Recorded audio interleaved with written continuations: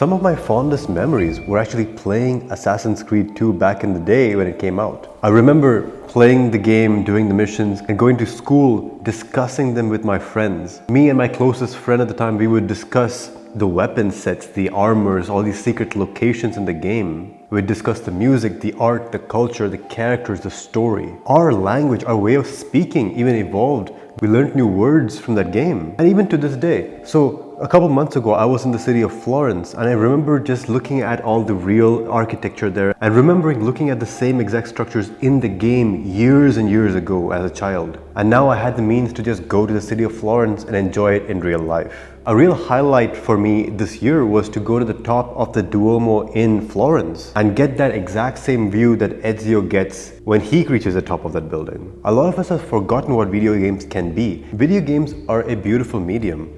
They can be just as valuable as a great piece of fiction, a good story. And for the same reasons, a piece of classical literature or a beautifully written story, a work of fiction, can be immensely valuable. It teaches you storytelling skills. It teaches you an appreciation for aesthetics. It teaches you ethics and morality. And indeed, some of the deepest truths of human nature are discovered in fiction, in stories, and not in self-help books and business books. As much as we who like to improve ourselves are obsessed with improving productivity and learning new business skills and improving our lead generation and all this. All these are valuable, definitely, but we should not pursue these at the cost of our moral, ethical, and aesthetic development. And some video games, not all of them, can play a role in this. When I was in Tuscany this summer, I remember looking at the orchards and vineyards and remembering it looks exactly like what it was in Witcher 3 when Geralt rides his horse across these meadows. And those who watch my videos on the Roman Empire and its demise and what we can learn from that in the modern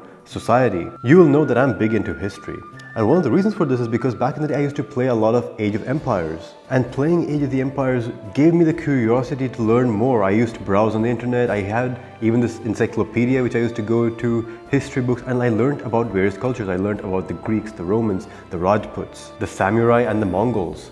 I learned about all these cultures as a result of that game, so you could say that Age of Empires did actually shape my intellectual growth. But it's not always sunshine, trust me. Later I picked up a very specific game called Rome 2 Total War. And this is where the trouble starts. All the games that I mentioned so far, except Age of the Empires, are pretty non-replayable. You could just play them once, you get through the story, and that's your entertainment from that game. But Total War Rome 2 was very replayable.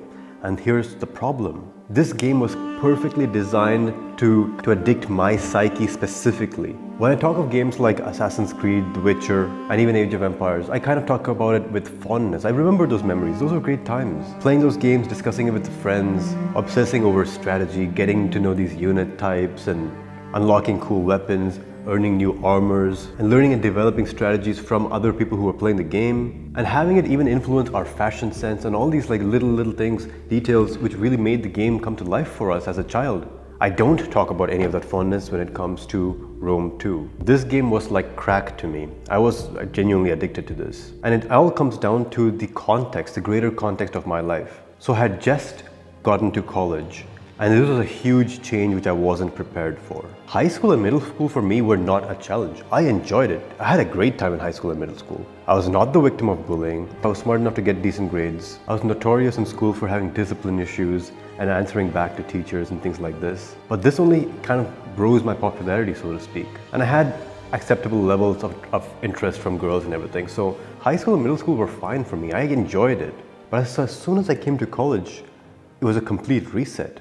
I had status and it was all gone in a matter of a day. I started from scratch, no status whatsoever. And looking back at it now, I suppose it's kind of childish, but at the time it mattered a lot. I was alone, I had no friends, I was confused, and to be honest, the reason I was choosing to do engineering was to some extent because I felt like I had no other option. I didn't even know other options existed. I hadn't put in enough intention, I hadn't explored enough, and I was just following this track which I felt I had really no other paths to follow. This lack of direction, the loneliness, and the feeling that I didn't have control over my destiny all combined to make it ripe for me to fall into an addiction. And Rome 2 was that addiction for me. You see, Rome 2 is an interesting game. It's a strategy game. It's a very complex game with thousands of moving parts. It's an empire building game where you have control over various settlements. Each settlement has their own buildings. There's a whole economy to manage. And on top of that, there's these real-time battles where you are kind of the general. You're looking at the battlefield from above and you can move your units around, create the perfect formation, the perfect shield wall. You can use hammer and anvil tactics. You can choose heavy shock cavalry, or you can choose melee cavalry. You can choose horse archers, you can choose foot archers. There was hundreds of units to choose from. There was Byzantine cataphractari, there was Roman praetorians, there was Spartan hoplites, there was Rhodian slingers, there was Balearic slingers, there was different technologies to research, there was, siege engines, there was this, there was that. It was rich. It was so rich. And here's the thing.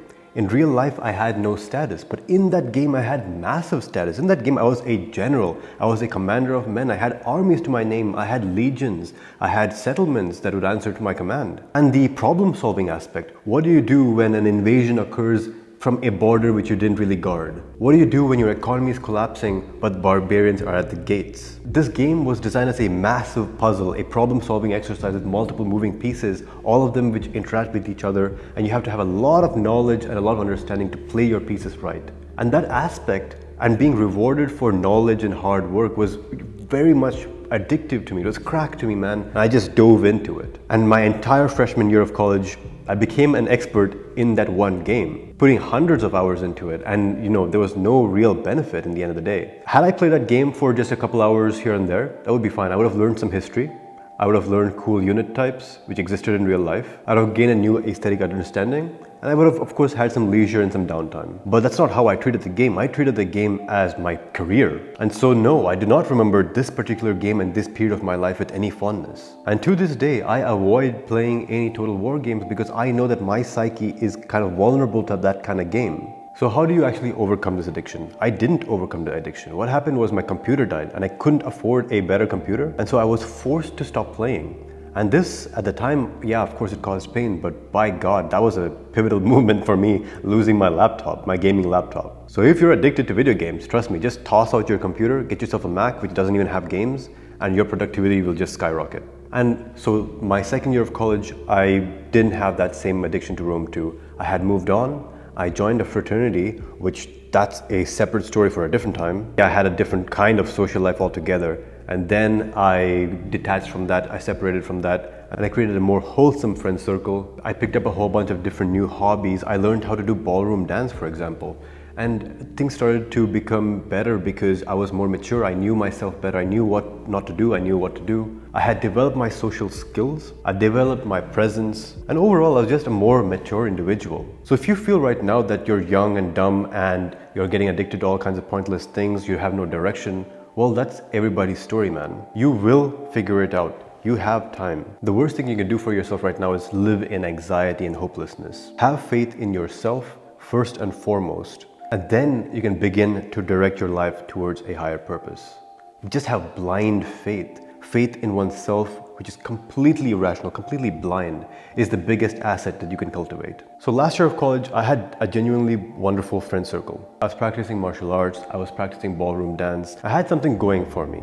And of course, then I graduated and everybody I knew was scattered and they went their own ways for their own jobs across the country. And there was another reset. Back to zero, no status, no nothing, no friends again. This time I was also kind of burnt out from college and finishing my degree and everything. And I had downtime. I wasn't ready to go get a job. I wanted some time to just relax and wind down. I picked up a game. I picked up a video game called BioShock Infinite. And this game was awesome, man. If you haven't played BioShock Infinite, you gotta get into it. I'm not a fan of first-person shooters myself, but the storyline and the visuals and the aesthetics of BioShock Infinite make it completely worth it. BioShock Infinite is a masterclass in storytelling and building up suspense and having foreshadowing for an eventual massive plot twist. And the storyline is as good as any work of fiction or any kind of movie you've ever watched. And it's a video game, which is my point. My point is a video game is nothing but a medium. It can genuinely be a work of art. Make sure that you're choosing games which are not replayable, like BioShock Infinite. Like once you go through the story, learn the gameplay, and finish out your missions, you don't feel like going back and playing it again. And if you do, it's probably going to be in a year or two because of nostalgia. And that's fine. Games like League or Fortnite or something like this, which is extremely replayable, or Call of Duty, these are the ones which have serious addiction risk. or of course like RuneScape and stuff if you were back in the day. And once I played BioShock Infinite, I was not addicted. Able to go and try different things. I was able to even create an e-commerce business. So after I got done with all that, I actually invented this. So it doesn't seem like much, does it? But get this, all right? So this is a robe, and the interesting thing about this is it has a loop and button system. So when you have your robe on, you can actually pull the sleeve back and draw out this loop system, which has a button which it goes into. So you can actually roll up the sleeve and cinch it in place, which is not any great innovation, admittedly, but this was something I'm proud of, to be honest. It was a kind of a simple first product which I tried. I got into markets, I ordered product off China, brought it all the way here, had inventory, sold a couple on Shopify through Instagram ads. Then of course COVID happened and there was a huge iOS update. Those who are in e-commerce know what I'm talking about. And yeah, my company died like overnight. And that was fine because the amount I learned from that company, my first ever business venture, makes life so much easier today. So will I ever play video games in the future? Do I actually recommend playing games? Well, here's the thing. I'm waiting for one specific game, and that is Space Marine 2. When Space Marine 2 comes out, you bet I'm gonna play the shit out of it. Hell, I might even stream it on YouTube. I am really excited for that one game. And see, here's the thing.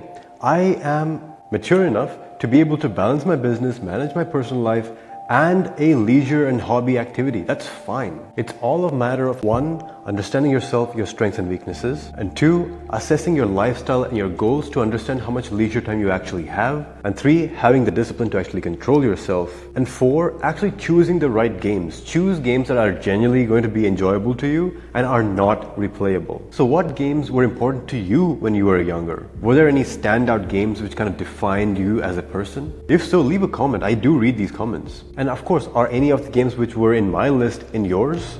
Just like video games and indeed works of fiction, which means storybooks, some movies can also be really good. I'll have two tiles pop up. One is going to be a video on why reading fiction is good and going to give you recommendations on what fiction to read. And the second is going to be my review of the movie Napoleon and why it fails to be what it could have been. And in that video, I speak of the truth of Napoleon's story and what you can learn from that to improve your mindset right now.